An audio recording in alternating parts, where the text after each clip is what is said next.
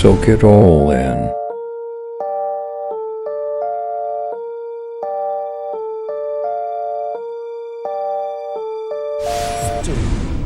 He says it is a big idea, NWO, where diverse nations are drawn together in common cause. Only the United States has both the moral standing and means to back it up.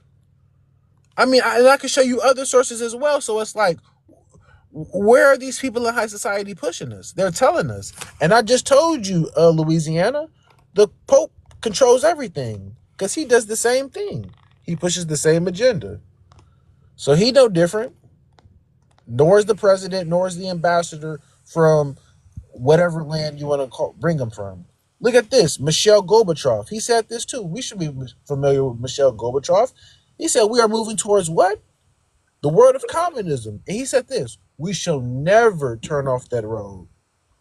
Brother, but the thing is, how do you connect this with Masonry, bro? And the emergence of Christianity during the height of the Roman era became a problem for the Romans. The more the Roman government tried to suppress Christianity, the more Christianity grew. Please remember that the next time somebody tries to tell you that religion is just a tool of control. Because the Roman government couldn't eliminate Christianity, it eventually decided to merge its belief system with it. The moral decline of the early church can be traced back to the time when Constantine decided to become a Christian for whatever reason. The beliefs of the Babylonians, Egyptians, Greeks, Eastern cultures, and Romans infiltrated much of Christianity as the Roman government merged with Christianity. At the heart of this infiltration was Gnosticism. Gnosticism means salvation through knowledge, while Christianity means salvation through Christ. Gnosticism has always been the primary driver of the New World Order.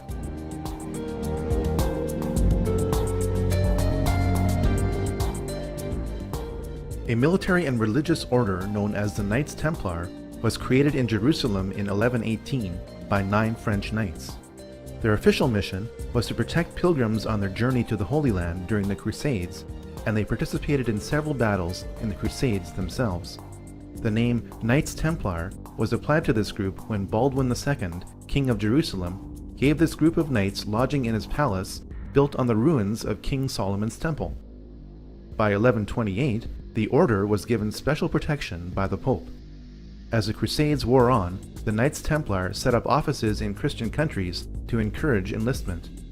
The Knights Templar were a tax-exempt organization and received donations from crusading pilgrims in exchange for protection to and from Jerusalem. Because its membership remained dominated by the nobility, the Knights Templar were granted many favors by European rulers. Through gifts of land and money, the Knights Templar became extremely wealthy and powerful. The Knights Templar degenerated to the point where they practiced idolatry, sex rituals, and worshipped Satan in the form of the Baphomet. In fact, sodomy became a rite of initiation into the order. Unfortunately, those practices are being carried on today. And if Washington doesn't have enough to talk about these days, the Washington Times reported today that unidentified White House aides in the Carter, Reagan, and Bush administrations now are being investigated for using the services of a call boy ring. The paper reports that 2 of the male prostitutes were given a late-night tour of the White House last year. The White House press secretary, Marlin Fitzwater, said he knew nothing of this investigation. NBC's Lisa Myers reports her sources in the U.S. Attorney's Office say the investigation is not focusing on prostitution, but on fraud involving the use of credit cards to pay for the call boy services. Pope Clement V resisted abolishment of the Knights Templar for years. Finally, after waves of public pressure, most notably from King Philip IV of France, the Pope ordered 54 Templars burned alive in Paris as punishment for conspiracy and Satan worship. The order was destroyed when the Grand Master of the Knights Templar, Jacques de Molay, was burned at the stake on March 18, 1314. Many of the Knights Templar fled to Scotland, Portugal, and to the island of Malta. Some of today's well-connected youth are still initiated into a secret society based on the Knights Templar, known as the Order of de Molay.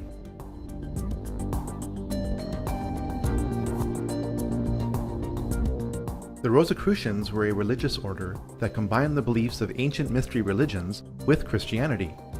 It is not known whether the Rosicrucians were founded independently of the Knights Templar. At some point, these two groups merged and became one.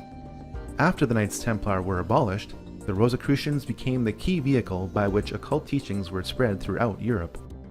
This has also been the case in much of the Jesuit order, as it led the Counter-Reformation. The occult teachings of the Rosicrucians, rooted in the Kabbalah, had a big impact on recent history. My thanks to all of you, and now it's on to Chicago, and let's win there.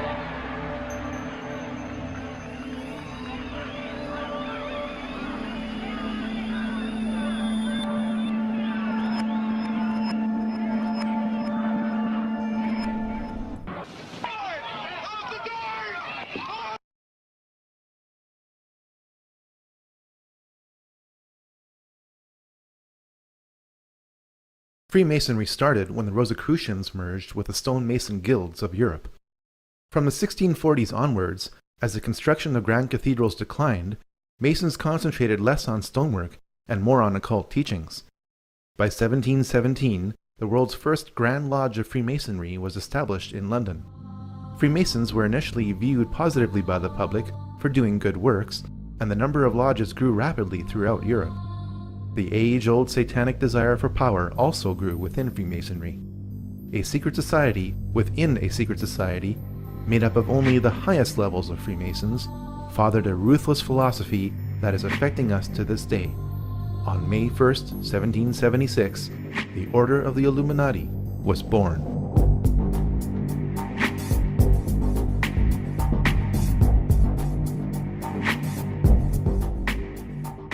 The Illuminati were a perfect storm of Freemasonic, banking, and religious interests. If you are truly interested in separating fact from fiction, what remains as fact about the Illuminati from original sources is most disturbing. By reading Robeson's Proof of a Conspiracy, the goals of the Illuminati become clear. Abolition of all monarchical government and patriotism to it. Elimination of private property and inheritance. Destruction of the traditional family. And eradication of all religion. The Illuminati were an extreme sect of Freemasonry. The effects of these institutions cannot be overemphasized.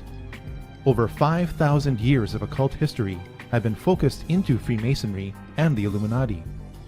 Around 250 years of occult practices have flowed from them. The modern financial system was created by a family which had connections to the Illuminati. The goals of communism are identical to the goals of the Illuminati. Modern propaganda movements can be traced back to Freemasonry and the Illuminati. Every major war, from the French Revolution onwards, has been influenced by Illuminati philosophy to progressively promote a one-world government. The Illuminati were headed up by Adam Weishaupt. Weishaupt had a Catholic background and, contrary to popular myth, was not a Jesuit or secret Jew. When his father died when Adam was 5, Weishaupt was sent to live with his godfather, rector at Ingolstadt University. Because the university was a Catholic institution, the rector brought home many suppressed books, which Adam read. Weishaupt graduated with a Doctor of Law degree from the University of Ingolstadt in 1768. Though the Pope disbanded the Jesuits in 1773, they were still allowed to teach canon law at the university because they were the only ones who were qualified to do so.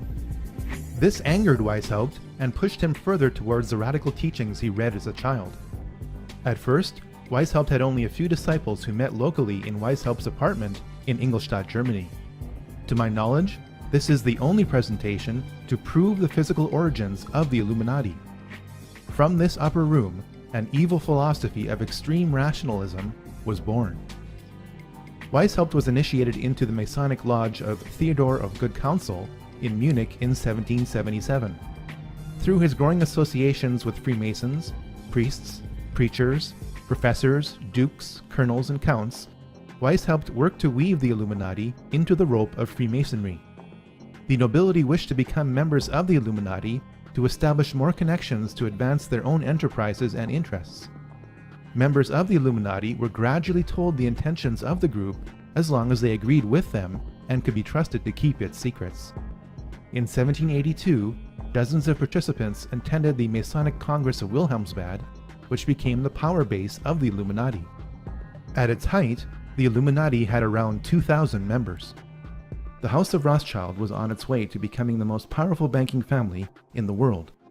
Mayer Amschel Bauer, a Jewish coin dealer of humble origins, changed his name to M.A. Rothschild. He placed a red shield in front of his banking house, which incorporated a hexagram. The family crest has evolved over time, but maintains this element within it to this day. Mayer Rothschild never became a member of the Illuminati, nor did he finance this movement as is commonly believed. Rothschild did act as banker for 2 members of the Illuminati. Archbishop Prince Karl Theodor Delberg attained the highest degree within the Illuminati in 1784 and was a traitor for France and Napoleon. He reluctantly emancipated the Jews of Frankfurt in 1811 for a high price, financed by Mayer Rothschild.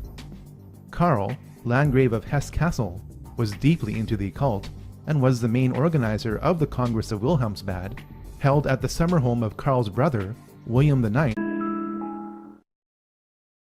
Freemasonry is just one of many ways to get people into the occult. But even more than that, it's able to get them into a really sort of packaged way to produce people that can be used in a more mechanical way in the system. That is, that they can be put into places of power to turn a lot of the gears and things like that. And I can be very genuine and honest with you. For example, Albert Pike wrote in the 32nd degree revision of his ritual, he did write something along the lines of bringing the Holy Empire, the empire of reason, intellect, philosophy, wise morality. And so, like, these concepts aren't new. These concepts are very, very old. And that's the only allegory, if you want to call it, of Masons trying to bring something good to humanity. That's within ritual work, but other than that, there's nothing affiliated between New World governments, within Masonry. Okay, I'm happy you said that, Javon, because R. Swinburne Clymer, he is a Rosicrucian, and he wrote this in his book, Ancient Mystic Oriental Masonry. Mystic Masonry is not only the key to the religion taught to all men in all ages, from the very beginning of conscious life up to the present, but it holds the keys to these religious and is in fact the very repository of religion itself. It has for its object the uniting of what? Mankind into a what? Because universal brotherhood. Because Freemasonry, particularly speaking of the higher degrees, back in the 18th century when they were putting these things together, they wanted to recreate, to repackage the mysteries of the mystery schools within the order of Masonry. This is why you have different rites. It's not just the York Rite with the Knights Templars or the 33rd degree within the Scottish Rite. You also have 7-degree rites. You also have the French Rite. You also have the Swedish Rite, Rosicrucian rites. And these rites, the one that came really, really late in the game was the Scottish Rite in 1801 when it was established here in Charleston in the United States. But all of the degrees and all of its influential blue plans or blueprints come from France because they wanted to rebuild the mystery schools. And so when, 60 years came by later and Albert Pike came to the United States and was affiliated with Scottish Rite, and he wanted to basically bring that beacon of light that was not fully established in America. It was symbolically established here in 1801 to really bring forward the teachings and principles of the mystery schools. This is why you hear in his writings talk about how the blue craft degrees are nothing but preparatory and to prepare the Masons to really understand the deeper meanings of the symbols. And nobody really understands it but those who call themselves adepts or the chiefs of the order. You hear him say over and over again, in not just in ritual work, but also in morals and dogma, in liturgy, is because Scottish Rite is literally the repackaged mysteries in a new vehicle to bring upon the mysteries. So you don't think this is headed towards what was you saying, David? So what I have here is where the hand symbols that they have, you can go back into paganism, and then it's converted over into Christianity. So you have the hand of the statue of Apollo in London Museum. All right, I'm back, y'all. a Hindu deity, thumb and two fingers extended. It is the trident sign. You could have a pre-Christian votive hand from pagan temple and the hand of Buddha. So they're all doing the same thing. So it all comes from paganism. But when I flip the page and come over here, you have the same hand. What Baphomet be doing? It's in the Roman Catholic Church. And if you come over here, well, if I had the big screen, it would be better. But Yeah, let me do it for you. So see the symbol on the top of her head? Isn't that called a fleur de lis? Yeah, the Lee. But if you see down below, you have the same thing in the Roman Catholic Church. So what they're doing is they're taking all the paganism from paganism, and they're conforming it into the church. You look at the top of the Babylonian statue, it's got the same symbol. So these are the hands. So this is in Roman Catholicism. You notice how they use the two fingers when they do the cross on their chest? But if you come back into the paganism, it's the hand of Buddha. You have the pre-Christian votive hand from the pagan temple, Hindu deity from the thumb and two fingers extended. It is the trident sign. And then you have the hand from the statue of Apollo in London Museum.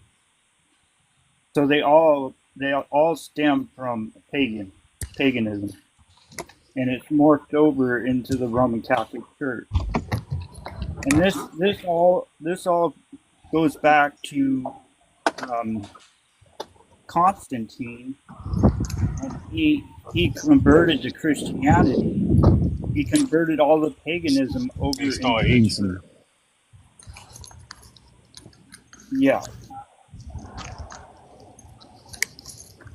So right here, you look at this right here. These signs were for fertility. The two wavy lines is a straight line in the middle, and it's a Baal and Neptune, Poseidon, and other gods of the storms of the sea. So these were actually deities in pagan worship.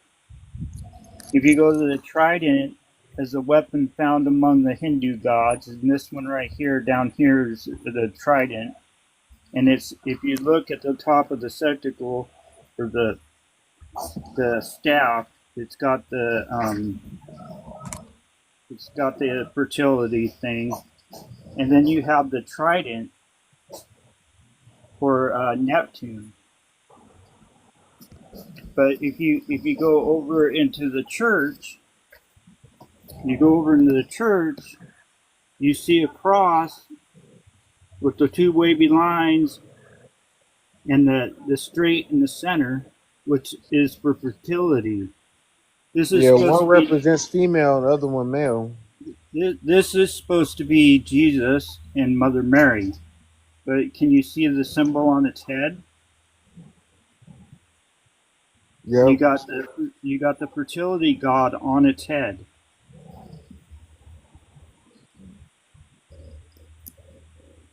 So you see that cross there with the ball on it? It get deep. That's a representing of the sun. It has it's sun worship pretty much. Had nothing to do with Christianity at all. No, nothing to do with Christianity at all. Right here, this is a statue right here in the church. This statue is a little glary, but this statue right here was supposed to be a statue of Jupiter, and they converted it over to Peter.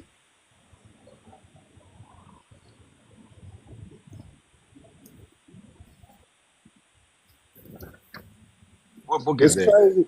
The same information you got, I got too. What book is that? So if you go there's a lion head image holding the keys, uh, representing power, to turn the door of the heaven and hell, power over peace and war and earth. Keys were held by Pluto, god of hell. What book you reading Is out it of? Pluto? It's called The Great Controversy, illustrated. Whoa, wait. You said that's the Great Controversy? Yes, it's Ellen G. illustrated. White? It's illustrated though. You got Oh, to get illustrated. So well, right I'm here, not look into that. this right here is the keys of Peter or the Pope. So up here, you're talking about Pluto, the god, holding keys, but you come down here is the keys for Peter and the Pope. Same thing. And they got the Triple Crown. Came from Babylon. Exactly. So like I said, when you go back in 538 AD, the first pope was put in place, but Constantine was ruling before that. And what he did is he turned Christian, but he took all the paganism and morphed it into the church. So all the paganism that was around was brought into Christianity. So was King James captive? He was at a certain point, but he left the Catholic Church. That's when he created the KJV version. But yeah, he definitely was a Catholic at one point. Everybody was Catholic at one point. You couldn't be. If you want to live, you were going to be.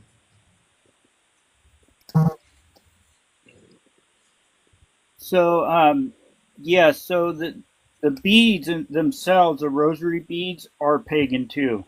And it's crazy because Islam used the same thing. They use the same thing. That's what I'm saying. Like The rosary, some religion, some of them have it, some of them don't. Some of them have a lot of it. But like I say, it dates back, way back. You so know, and some of the stuff got destroyed though. You got to understand that, because remember when Putin had opened up the monument back in the 1400s, that they had to hide everything, because if they didn't hide everything, they were going to destroy it. So most of the stuff that was back then had got destroyed. so the beads were buried with the pharaohs of Egypt, and also they were used in Hinduism and Buddhism.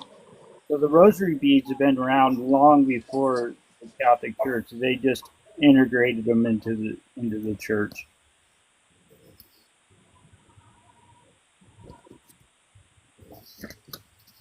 Hey, but I'm gonna get on live another time. I ain't gonna lie. I gotta spend time with my lady before I gotta go get my kids. But I'm gonna go live later on. So hopefully I'll see y'all later. But y'all have a blessing. This one's really cool because this one links to the Aztecs.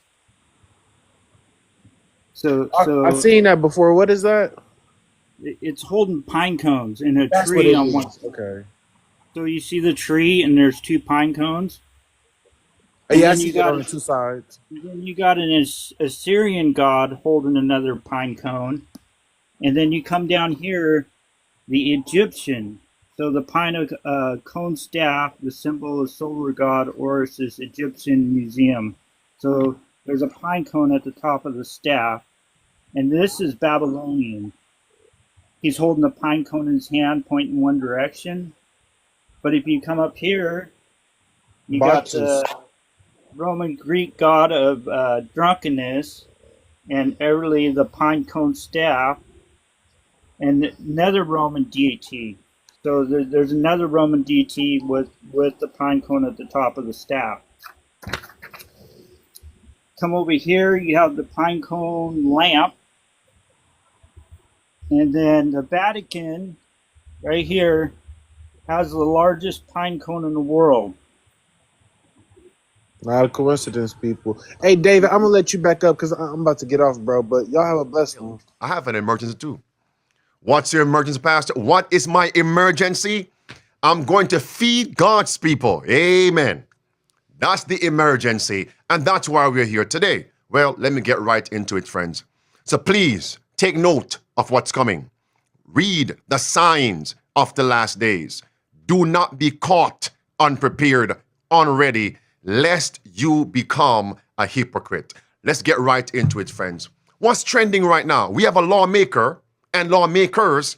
They're in the state of Utah, promoting Sunday closings of all businesses, especially now franchise owners. So you have, for example, Burger King is that corporation. You can buy a franchise and let's say put it right there on some street in Atlanta, a street here in Marietta, Georgia. Now he wants to promote Sunday rest for Sunday worship for franchises. Signs of the last days. Take a look at this, my friends. Because we're told a change is coming to America, and that change is on the horizon. Revelation 13, verse 11, America, the beast with two horns like a lamb, will one day speak as a dragon and force you to worship against the dictates of your conscience. If you don't go along, you won't be able to buy or sell, and you can add to that, you'll be killed. That's verse 15 through verse 17 of Revelation chapter 13. I have one question for you. Here it is. And the title of this session, are we ready for a new world order? And the Bible calls it the enforcement of Sunday worship by law with persecution for God's commandment-keeping people. The Bible calls it the mark of the beast. And one day very soon, this article will be fulfilled. Here's one my conservative base is really going to like: a constitutional amendment requiring folks to attend church on Sundays. All right. This is when the image of the beast is formed in America, fulfilling Revelation 13, verse 13 through verse 15. And in order for the United States to form an image of the beast, the religious power must so control the civil government that the authority of the state will also be used, employed by the church to accomplish her own ends. Whenever the church has obtained secular power, she has employed it to punish, to prosecute, to persecute God's commandment-keeping people, and that day is upon us. Running for cover. Are we really ready for the last days? All right, here it is. Latter-day Saints, Mormons, this Republican congressman proposes a bill to keep franchise locations from having to open on Sundays. His name is Ken Ivory. He writes in this bill, quote, to preserve a day of rest, notice now his words, a day of worship for franchisees. Now, that's clear, right? A day of rest, a day of worship. Many Christians, including members of the Church of Jesus Christ of Latter-day Saints, take the biblical prescription, quote, thou shalt not do any work, end quote, on the Sabbath, not as a recommendation, but as a commandment. Now, a Utah lawmaker wants to make that edict a tad easier to heed by adding his own, quote, thou shalt not, end quote, in any state law forbidding corporations from Burger King to Jiffy Lube to Pizza Hut from requiring that franchise owners open on Sunday. Beloved, beloved, beloved. There are several things I want to say now, but the clock is ticking. But I must say this before I go any further. Here's the obvious, and sometimes the obvious is not seen nor discerned. Ken Ivory, is a professed Republican. Republican and Republicans run on this platform. Limited government. If you look at the article, the left bottom of your screen, you see in blue words on the ALEC, limited government. Okay. But now you have a lawmaker. This is the state attempting to dictate to corporations. I thought limited government meant that the government must stay out of businesses, remove the regulations. Oh, but there is an exception when these churchmen who are posing as lawmakers want to promote Sunday. Oh, I see. I see. You can see the hypocrisy here. All right? Because notice, if you buy a franchise, you have to abide by the policies from headquarters. So the government now wants to step in between headquarters and a franchise owner. Stay out. Oh, but not when they want to promote Sunday worship by law. Let's move on here, friends. This is what Inspiration says in Great Controversy, page 445, that when church influences state, these lawmakers are churchmen. They are, to some degree, in the wrong profession. That's their movement, to get churchmen to run for civil offices. And several years ago, I covered that. When there was a massive movement, when they were saying, churchmen, run for civil offices so we can turn America back to God. Here it is, friends.